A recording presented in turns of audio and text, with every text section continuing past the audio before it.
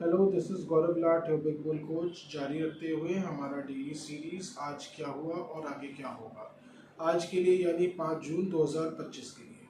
सो आज क्या हुआ? आज बेसिकली ये हुआ कि निफ्टी 130 पॉइंट्स बढ़कर 24,750 पर बंद हुआ। वहीं बैंक निफ्टी की बात की जाए तो वो भी 84 पॉइंट्स बढ़कर 55,760 पर बंद हुआ, मामूली तेजी के साथ। वहीं निफ्टी में अच्छी तेजी देखी गई। जैसा कि तेज़ी का अंदेशा लगाया जा रहा था, कल ऑलरेडी अंदेशा लगाया जा रहा था कि तेज़ी आ सकती है। वो इसलिए क्योंकि निफ्टी 24,500 के लेवल को एकदम रेगुलरली डिफेंड किया जा रहा है। निफ्टी का जो क्रूशियल लेवल था, ऑब्वियसली डीआईएस की बदौलत एकदम साफ दिख रहा था कि जब भी वहाँ पे बिकवाली आती है तो या तो बॉटम टू हो जाता है या तो वहाँ आते आते बिकवाली रुक जाती है। उसके कारण अब कभी ना कभी कोई ना कोई डायरेक्शन में तो इवेंचुअली मार्केट को मूव करना ही है। मार्केट आज फाइनली मूव किया। खुला बढ़त के साथ ही था, 80 पॉइंट्स सुबह को बढ़त के साथ खुला, पर वो बढ़त टिक नहीं पाई, उसको बेच दिया गया। पर अगेन नीचे से एकदम खुन्नस जैसे खाके जैसे ले वाली वापस आई, और उसको भी अगेन 700 निफ्टी को 750 के पास रोकने की कोशिश की गई। 2 बार कोशिश की गई, पर वो अल्टीमेटली अगेन नाकाम हुई और निफ्टी एकदम फाड़ के 24,900 तक गया। निफ्टी स्पॉट अगेन वहाँ पे टिक नहीं पाया और वहाँ से मुनाफाखोरी आ गई। 24,800 पर भी टिक नहीं पाया और गिरते गिरते, हाँ, हालांकि 24,700 तक आ गया था। मोटा मोटी अपने सारे गेंस दे चुका था एक पॉइंट पे निफ्टी, पर जिसको भी एकदम typical head and shoulder pattern में, पर इवेंचुअली थोड़ी बहुत वापस सपोर्ट आई तो निफ्टी अच्छी बढ़त के साथ बंद हुआ। कहीं ना कहीं आज ये थोड़ी वॉलेटिलिटी देखी गई, टू एंड फ्रो मूवमेंट देखा गया, जो कि एक हेल्दी भी है। एक मार्केट के लिए एक हेल्दी मूवमेंट कहा जाता है। एकदम जकड़ के भी रह जाना मार्केट के लिए कुछ ट्रेडर पॉइंट ऑफ व्यू से और एक short term point of view से भी कोई बहुत अच्छा नहीं होता है।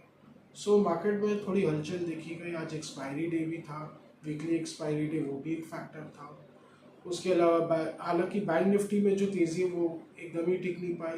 वन ऑफ द फैक्टर्स हो सकता है क्योंकि अगेन 56,000 पर बैंक निफ्टी में अच्छी बिकवाली देखी गई। एकदम 56,000 से ही बैंक निफ्टी घूमा आज। कहीं ना कहीं वहाँ पे बिकवाली का प्रेशर है। और कल आरबीआई की मीट का आउटकम है। कल आरबीआई मीटिंग तो बुधवार से चल ही रहा है। आरबीआई का जो एमपीसी यानी मॉनेटरी पॉलिसी कमेटी है, वो बुधवार से उसकी मीटिंग चल रही है और कल उसका आउटकम आएगा। आउटकम में तो देखिए 25 basis points repo rate cut तो एकदम तय है, पर मार्केट इस आशा में है कि हाँ 50 बेसिस पॉइंट्स का कट आ सकता है, और हमें भी लग रहा है वो आ सकता है क्योंकि अभी एक शॉर्ट टर्म वॉर से गुजरा ही है देश। तो कहीं ना कहीं बूस्टर डोज की भी दरकार है इकोनॉमी को, मार्केट को, पब्लिक मूड को अच्छा करने के लिए, कि क्रेडिट ऑफटेक बढ़े, लोग फिर से लोन ले, क्योंकि कहीं ना कहीं लोग भी थोड़ा डर गए हैं after all this geopolitical worries के कारण भी। कहीं ना कहीं ये सब प्रॉब्लम्स को शांत करने के लिए भी आरबीआई पे प्रेशर है, और शायद वो मान जाएंगे, वो करेंगे 50 बेसिस पॉइंट्स।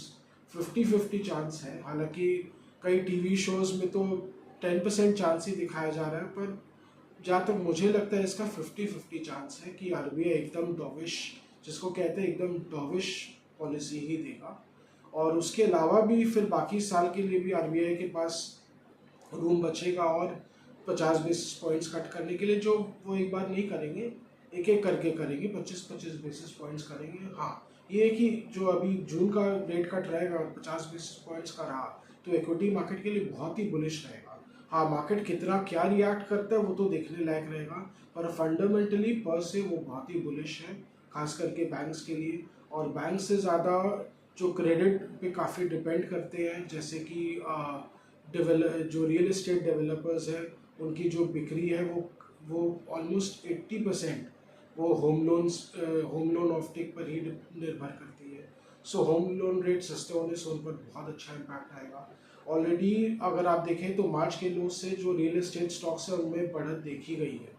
मैक्रोटेक डेवलपर्स में मार्च के लो से, जो कि 1100 के आसपास था, वहाँ से 25% बढ़त की ऑलरेडी देखी जा चुकी है।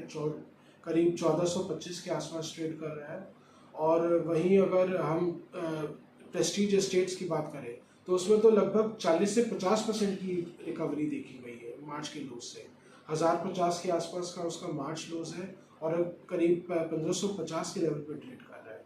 सो ऑलरेडी रैली आ चुकी है, कहीं ना कहीं पोजीशंस बन चुके हैं ये एंटिसिपेट करते हुए कि हाँ इसमें अच्छी तेज़ी आएगी।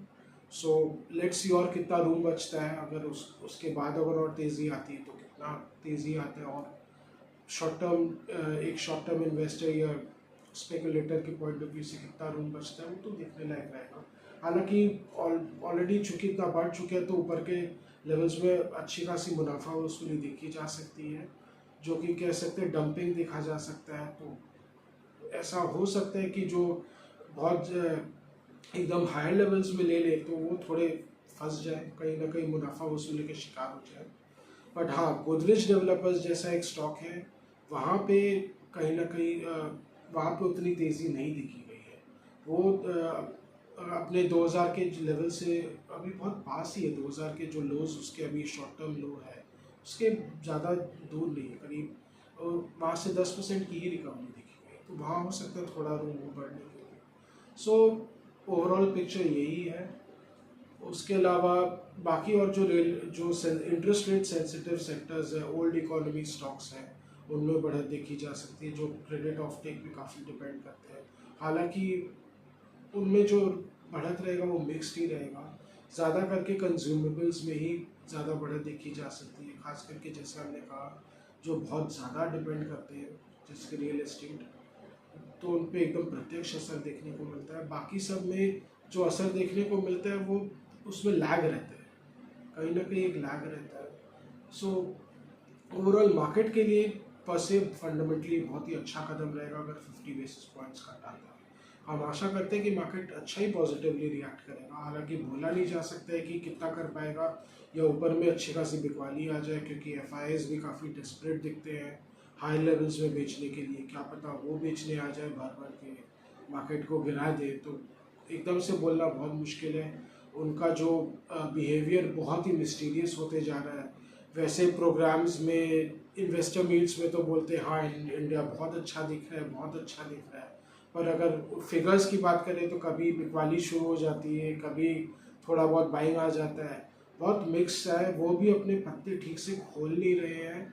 कहीं ना कहीं वो हो सकता है, ये मेरा अनुमान है कि वो जानबूझ के डिसीव भी करना चाहते हैं पब्लिक को, कि कहीं ना कहीं पब्लिक भी कंफ्यूज रहे, वो पत्ते ना खोले। भाई वो क्या करना चाहते हैं वो तो वही जाने, पर कहीं ना कहीं वो जो डिसेप्शन का इंटेंशन है उनकी तरफ से वो काफ़ी जाहिर है। सो एक नॉर्मल इन्वेस्टर्स को भी थोड़ा बच के रहना चाहिए, उनकी बातों में ज़्यादा नहीं आना चाहिए। बस मार्केट स्टॉक्स के फंडामेंटल्स पे ही निवेश करें, वही ज़्यादा अच्छा है। सो आज का व्लॉग यहीं पे रखते हैं। आशा करते हैं कि आपको हमारा व्लॉग्स पसंद आए। Do like, share and subscribe to our channel. Do comment on our videos. Any stock specific queries or views, general views, we are always open for interaction. Thank you.